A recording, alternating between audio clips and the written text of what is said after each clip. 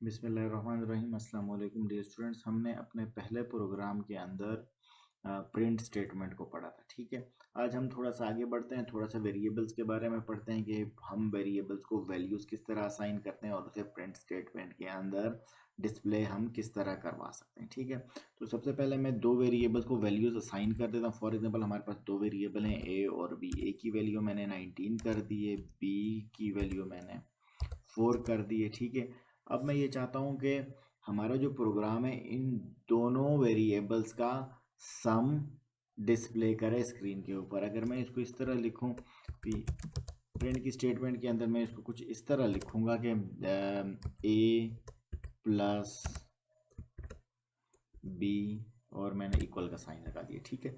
तो ये स्टेटमेंट जो मैंने लिखी है यहाँ पर ए और बी को वैल्यूज तो साइन असाइन होगी, लेकिन मैंने इसको नीचे यूज़ नहीं किया, ठीक है। ए और बी की वैल्यू को डिस्प्ले नहीं होगी। इस प्रोग्राम को अगर मैं रन करके देखूंगा तो मेरे पास क्या आएगा स्क्रीन के ऊपर, a plus is equal to b हो गया, ठीक है।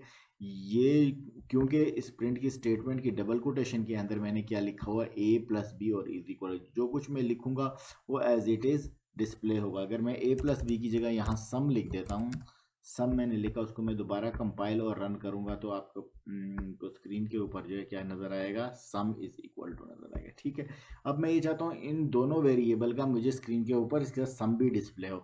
तो उसके लिए मैं क्या करूंगा, ये डबल कोटेशन के बाद मैं यहाँ कॉमा लगाऊंगा, ए लिखूंगा और plus B without double quotation लिखूंगा। मुझे इन दोनों वेरिएबल्स की इन दोनों वेरिएबल के सम का डिस्प्ले स्क्रीन के ऊपर चाहिए, ठीक है।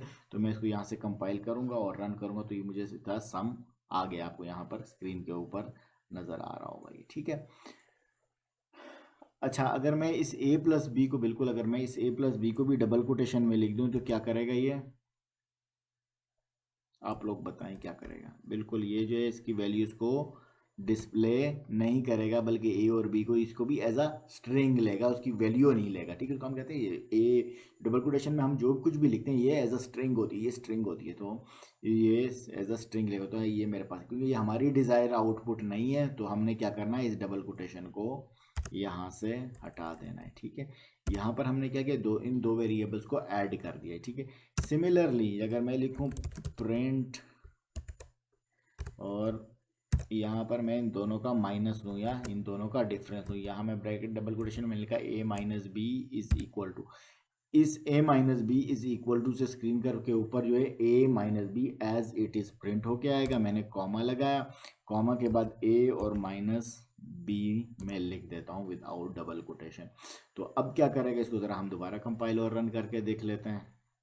दोबारा कंपाइलेशन और रन करने के क्या हुआ, ये यहाँ से लेके यहाँ तक ये जो a माइनस बी इक्वल है, ये क्यों आया है हमारे पास स्क्रीन के ऊपर डिस्प्ले, ये इस प्रिंट स्टेटमेंट के अंदर हमने a माइनस बी लिखा हुआ है और डबल कोटेशन के अंदर, इसलिए हमारे इसमें। बाकी a माइनस बी, a की वैल्यू यहाँ पर क्या है 19 है और b की 4 है, तो इसने यहाँ पर हमें क्या कर दिया, a माइनस बी कैलकुलेट करके बता दिया, ठीक है। सिमिलरली अगर हम इसकी मल्टीप्लीकेशन करना चाहें तो प्रिंट डबल कोटेशन लगा देते हैं, यहाँ ए स्टेरिक बी लिख देते हैं, इक्वल का साइन लगाया, उसके बाद मैंने यहाँ कॉमा लगाया और कॉमा लगाने के बाद ए स्टेरिक बी लिखा, ठीक है।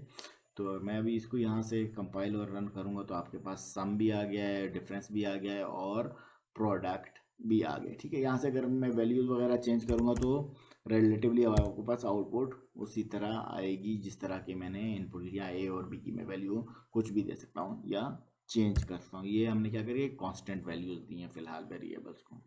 नेक्स्ट लेक्चर में फिर हम इसको इस तरह करेंगे कि हम इनपुट एज इनपुट ए और बी को वेरियस वैल्यूज कीबोर्ड से देंगे, ठीक है। अगर आज के लेक्चर में अगर इस प्रोग्राम के अंदर आपको कोई बात समझ नहीं आई है तो अभी पूछ सकते हैं, लेक्चर वीडियो देखने के बाद भी पूछ सकते हैं और मैसेज करके भी व्हाट्सएप ग्रुप में पूछ सकते हैं।